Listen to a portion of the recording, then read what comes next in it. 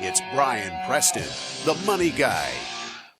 This next question is from Brooks. Brooks says, married this year, congratulations. Wife has a rollover IRA.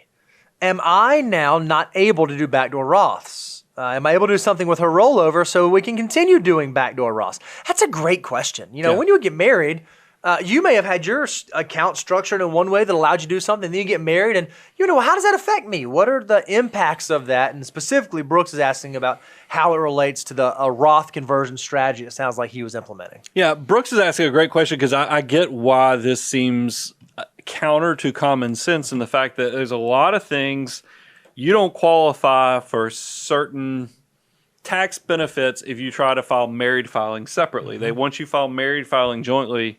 That's the only way you qualify for things. So when you've experienced that, you're like, well, surely IRAs is probably the same thing. If I marry somebody and they've got an IRA rollover, it's going to screw up my Roth conversion strategy.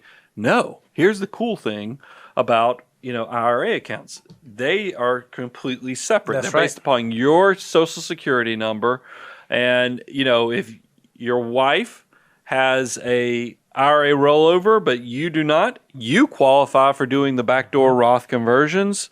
She does not because she has rollover assets. So it is aggregated by taxpayer Social Security number, not as a household, which is a very powerful planning tool. But remember, one of the things that is a benefit once you are married filing jointly is that the Roth income limits increase. So maybe your single income puts you out of Roth eligibility, but now that you have got married and there's a larger income threshold, perhaps now you can just do straight up Roth contributions. If that's not something that's available to you, but you are in a lower tax bracket and maybe you live in a state with no state income tax, if your wife has access to a Roth 401k or Roth 403b, that might be a great way for you to build Roth assets for her if she can't do the backdoor. So there are a number of ways that you can still build those Roth assets, but it is important to know if you are doing the conversion strategy, what things kind of go into that and what can make a tax-free Roth conversion a taxable Roth conversion.